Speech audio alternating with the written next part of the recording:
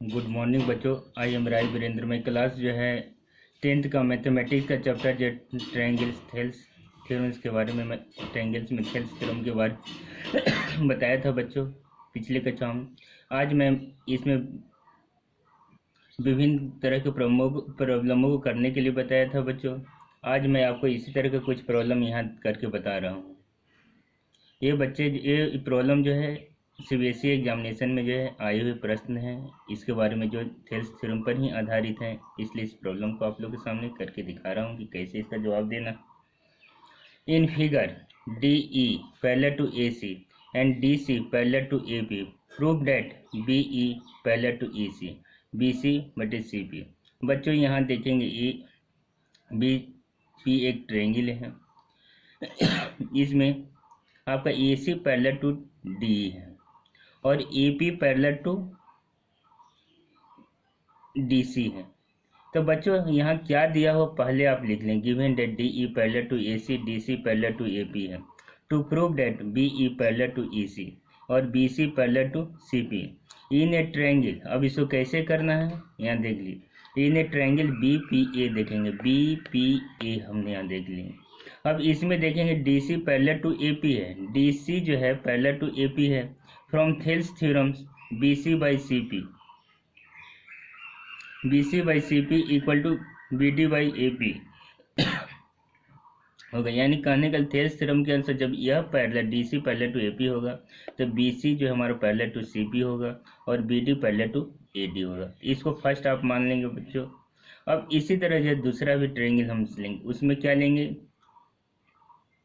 B ए सी लेंगे तो क्या होगा, ए सी पैरेलल टू डी हो जाएंगे। अब इसी तरह यहाँ लेंगे B E by E C और B D by D A लिखेंगे। तो बच्चों फिर मैं इसको आगे के बारे में बता रहा हूँ, प्रॉब्लम के बारे में कि आगे कैसे लिखना है। अब बच्चों यहाँ देखें, from triangle B C A B E parallel to A C है, A C and by Thales theorem B E by E C equal to B D by D A होगा।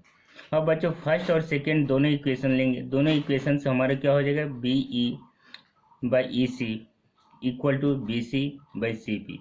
जो हमको प्रूव करना था ये आपका प्रूव हो गया। अब बच्चों हम नेक्स्ट प्रॉब्लम में चलते हैं। In a figure D E parallel to B C and C D parallel to E F है। Prove that A D square equal to A B into A F. बच्चों यहाँ दिया हुआ है फिगर में, हमारे फिगर दिया हुआ है, यानी ए बी सी हमारा दिया हुआ है फिगर। इसमें हमारा पैरेलल क्या है, B C parallel to D है और उसमें D C parallel to E F है। तो यानी हमको प्रूव करना है क्या, prove that A D equal to A B into A F. तो यानी बच्चों इसको थोड़ा सा हम लोग संशोधन करेंगे कि कैसे हमको करना है। ए डी है स्क्वायर थे, दो बार लिख दिए A D into A D, A B into A F. अब बच्चों यहाँ हम क्या करेंगे, A D by A F करेंगे। यानी बच्चों क्या होगा, A D by A F हम यहाँ लिख लेंगे। फिर यहाँ लिखेंगे A B by A D लिखेंगे।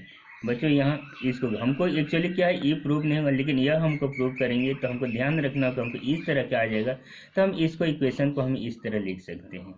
तो बच्चों इसलिए यहाँ मैंने आपको बताया कि हमको इसको किस तरह लाना है और क्या प्रूव करना हमको होगा कि हम इस तरह हम इसको लिख सकते हैं।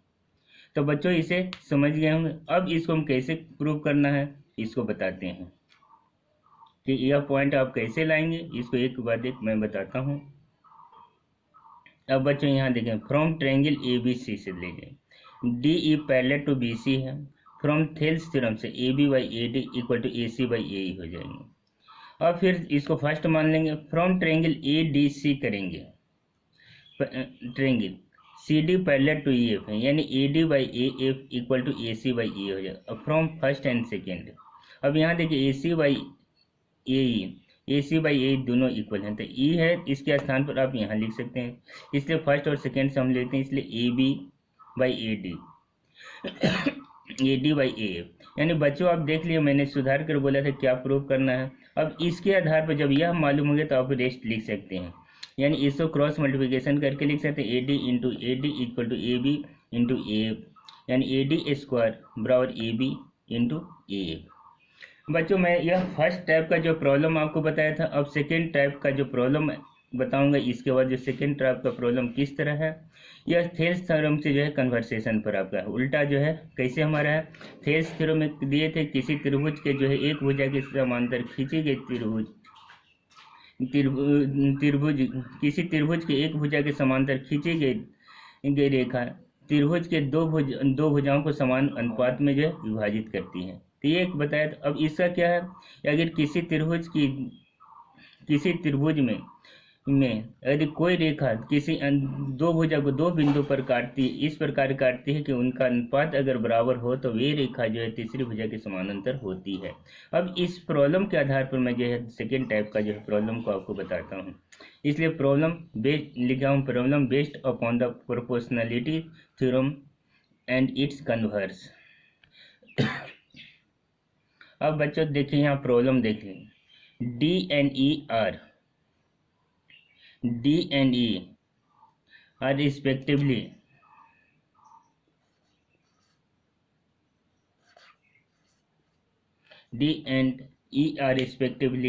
the part on the side of the AB and AC of a triangle ABC such that AB is equal to 5.6 cm, AD is equal to 1.4 cm, AC is equal to 7.2 cm, AE बराबर 1/8 centimetre है। तो so that DE parallel to AC हमको दिखाना।